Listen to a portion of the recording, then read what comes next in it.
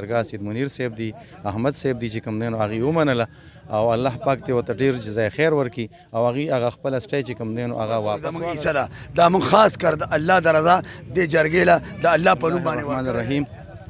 د ټولو نه اول خو زه ستاسو هغه ډېره زیاته شکریا ادا کوم چې تاسو دې موقع ته راغلی او دې ته مو هغه کوریج ورکړو. مسله داسې وه چې تقریبا 1.5-2 کاله مخکې دا زمونږ د رستم های سکول حصه وه او دا نړېدلې وه، حکومت دوباره جوړوله. په دې باندې د زمونږ چیرمن صاحب منیر احمد صاحب دی هغه سید منیر صاحب دی چې کوم دی نو هغه دغه واچوله مسله دې کې وي زمونږ حصه ده او په هغې باندې بیا په کوټ کې سټی راواغېستله. د هغې د وجې نه 2 کاله زمونږ د دې هغه پیسې چې کومې راغلې وې هغه لبس کېدی. اوس دا زمونږ د دې علاقې جرګه جناب حاجی فیاض علي صاحب او دغه رنګه چې کوم دی نو اسلم خان لاله او نور مشران دا چونکې زمونږ د سودم لویې جرګې هم هغه نمایندګان دي دوی د هغوی سره چې کوم دی نو کېناستل او ورته وویل چونکې دا د ماشومانو د مستقبل مسله ده ځکه چې په دې کې کم ماشومان موږ سره پاتې کېدل په رستم های سکول کې نو هغوی بیا موږ سره هلته کې دغه حصه کې ځای نه نو دا به موږ دویم ټایم ته راوستل سیکنډ شپ والا پروګرام چې کوم دی نو هغه جوړ کړی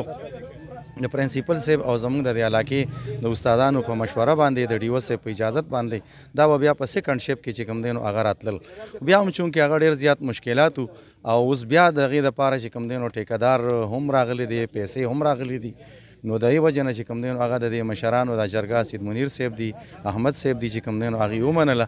او الله پاک دې ورته ډېر جزای خیر ورکړي او هغه خپله سټی چې کوم دی نو هغه واپس واغسته او دا نن چې کوم پروګرام په دې باندې هغه منعقد شو تاسو چې کوم دی نو دا ګورئ نو دا هم په دغه سلسله کې هغوی خپله سلسله دا سټی چې کوم دی نو واپس واغستله داویداري او دی چې کوم دی نو د جرګې خبره ومنله. الله دې ورته ډېر جزای خیر. ګورنمنټ های سکول رستم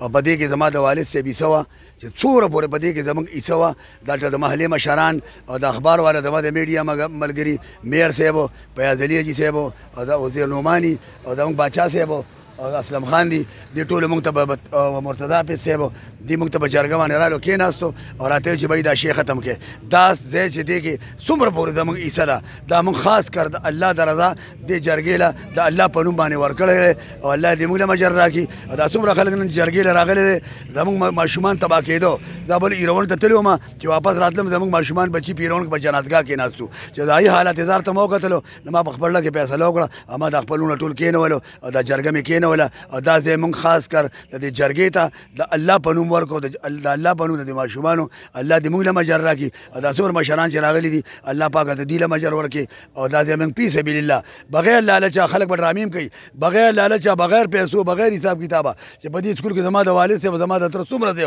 هغه موږ فی سبیل الله د